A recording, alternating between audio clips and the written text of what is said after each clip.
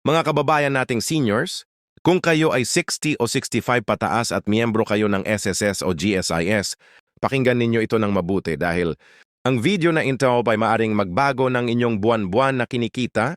Nagsimula na ang Abril 2026 at may mga bagong anunsyo mula sa gobyerno na hindi pa naririnig ng marami sa inyong mga kaibigan at kapamilya. May 12,000 ayuda na ipinapalabas ngayon.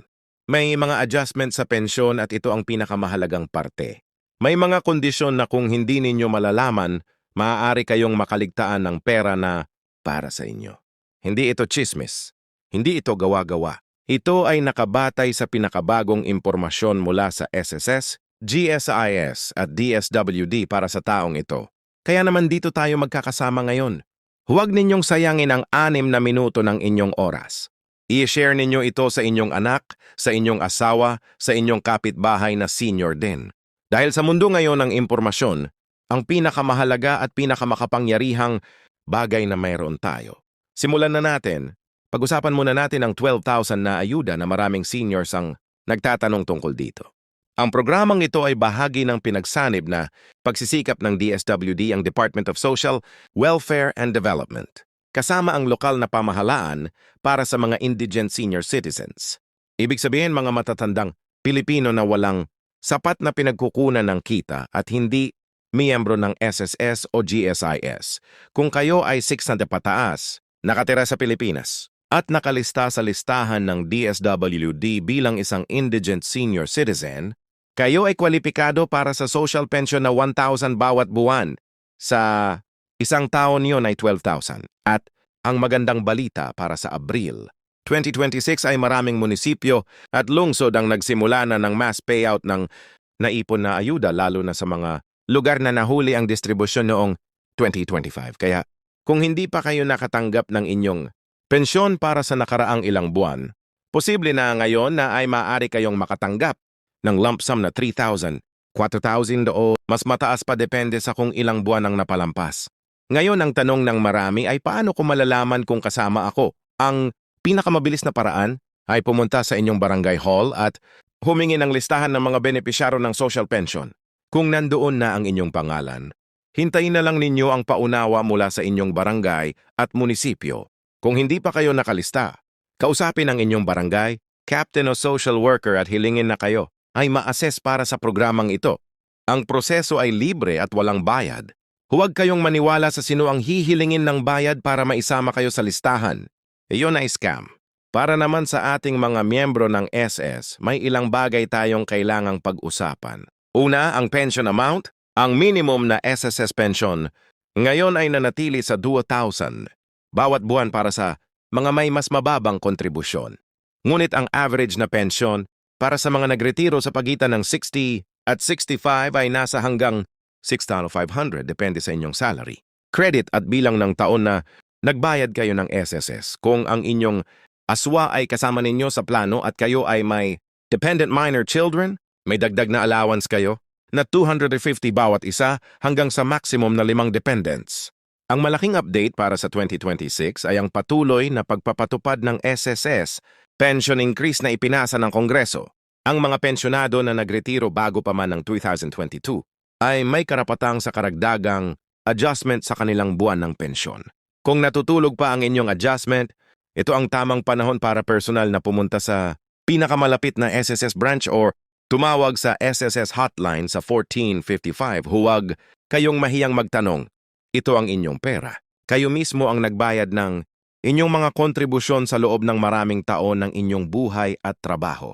Isa pang bagurong hindi alam ng marami kung kayo ay suspended o on hold ang inyong pensyon dahil hindi kayo naka-annual revalidation. Ang SSS ay may bagong patakaran.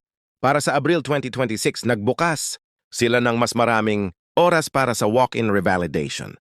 At ang mga senior na may sakit o may kapansanan ay maaaring magpadala ng authorized representative na may valid at special power of attorney. Kaya wag na kayong mag-antay. Ayusin ninyo ito mga ngayon bago lumipas pa ang isang buwan. Para sa ating mga dating empleyado ng gobyerno na miyembro ng GSIS, may magandang balita rin. Ang GSIS ay patuloy na nagpapalabas ng pensyon, enhancement at ang tinatawag na special financial assistance para sa mga pensyado na naapektuhan ng pagtaas ng presyo ng bilihin. Ang average na GSIS pension ngayon para sa mga dating government worker na may 15 hanggang 20 taon ng serbisyo ay nasa 8,000 hanggang 14,000. Bawat buwan depende sa inyong huling salary at ang klase ng retirement program na pinili ninyo. Ang pinakaimportanteng bagay para sa mga GSIS pensioners, ngayon ay bagyak na ang inyong GSIS e-card ay bago at gumagana. Maraming seniors ang hindi nakakatanggap ng kanilang pensyon ng tama dahil ang kanilang card ay expired na o may problema sa verification. Kung ang inyong e-card ay hindi na gumagana, pumunta sa pinakamalapit na GSIS Service Center o magpadala ng ahente na may SPA. Ang GSIS ay nagbukas din ng mga satellite offices sa ilang probinsya para mas madaling ma-access ng mga seniors ang kanilang mga serbisyo. Ito ang parte na gustong-gusto ko sa bawat video na aming ginagawa. Yung mga benepisyo na kwalipikado kayo ngunit hindi ninyo alam. Una, ang Medicare o PhilHealth.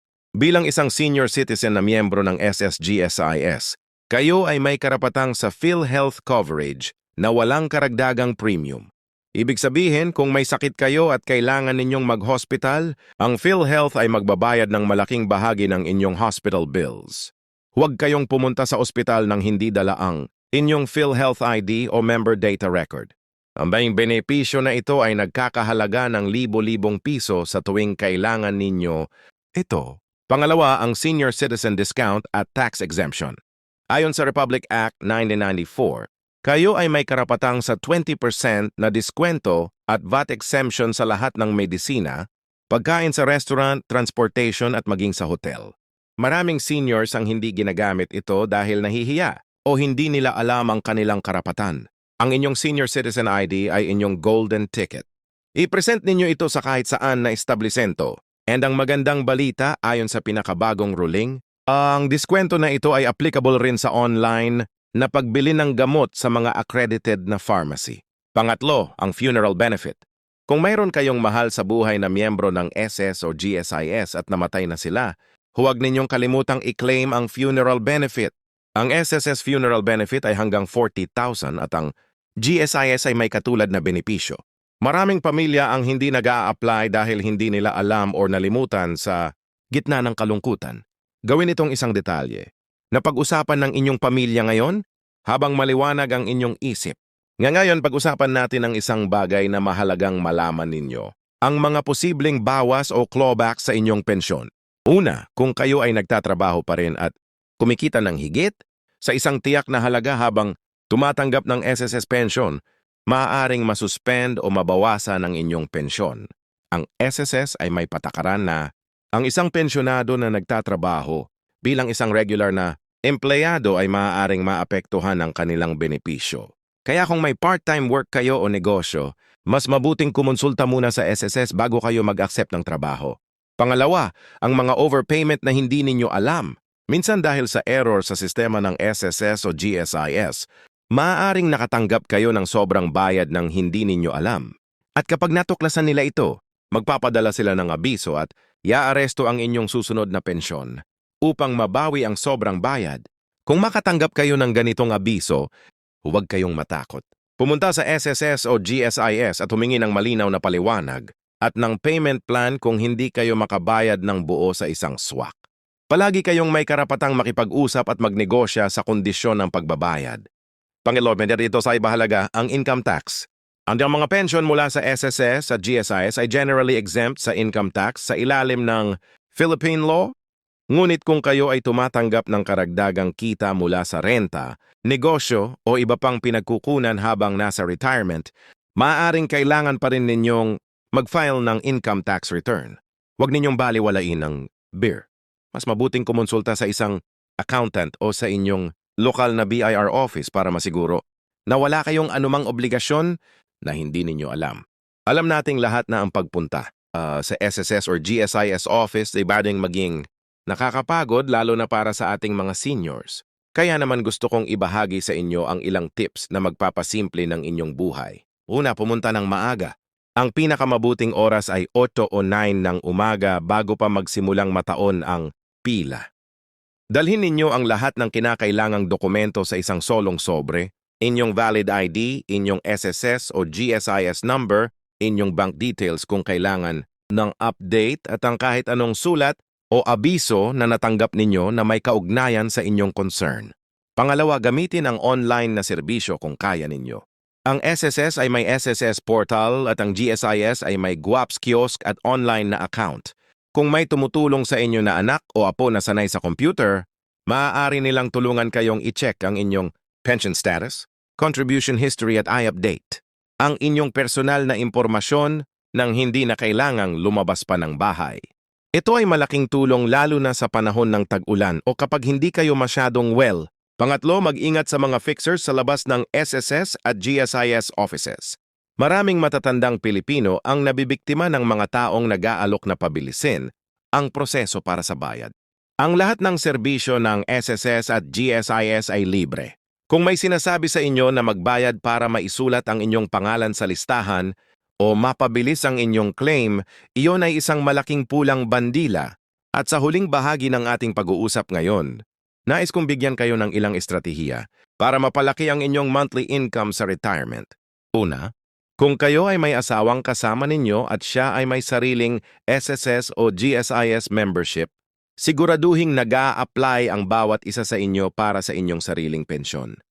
Maraming mag-asawa ang nag-iisip na isa lang ang kailangan mag-claim, ngunit ang katotohanan ay bawat isa sa inyo ay may hiwalay na karapatan sa inyong sariling benepisyo. Pangalawa, kung hindi pa ninyo nakukuha ang inyong lump sum na retirement benefit na naipon ninyo sa SSS o GSIS, ito sa maaaring maging malaking halaga. Pwedeng 50,000, 100,000 or mas mataas pa depende sa inyong kontribusyon. Gamitin ang pera ng maayos. Huwag ninyong gastusin lahat ng sabay-sabay. Ipunin ang isang bahagi para sa emerensya at ang natirang bahagi para sa mga pangunahing pangangailangan. Pangatlo, huwag ninyong kalimutan ang inyong mga karapatan bilang isang senior citizen sa pamamagitan ng Expanded Senior Citizens Act. Ang inyong local government ay may obligasyon na magbigay ng karagdagang tulong sa mga indigent seniors sa inyong lugar. Kay mausap sa inyong OSCA ang Office for Senior Citizens Affairs sa inyong munisipo. Sila ay nandoon para tulungan kayo at dapat nilang i-facilitate ang inyong access sa lahat ng benepisyo na para sa inyo.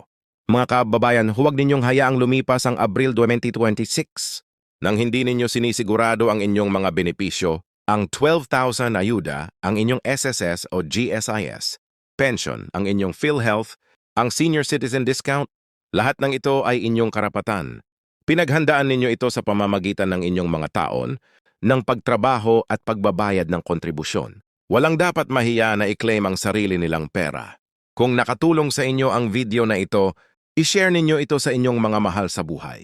Sa mag-iwan ng komento, sa ibaba kung meron kayong tanong, o kung gusto ninyong malaman ng higit patungkol sa isang particular na benepisyo, at huwag kalimutang mag-subscribe para lagi kayong updated sa pinakabagong impormasyon para sa ating mga senior citizens. Mahal namin kayo. Ingatan ninyo ang inyong kalusugan at hanggang sa susunod na video. Maraming salamat.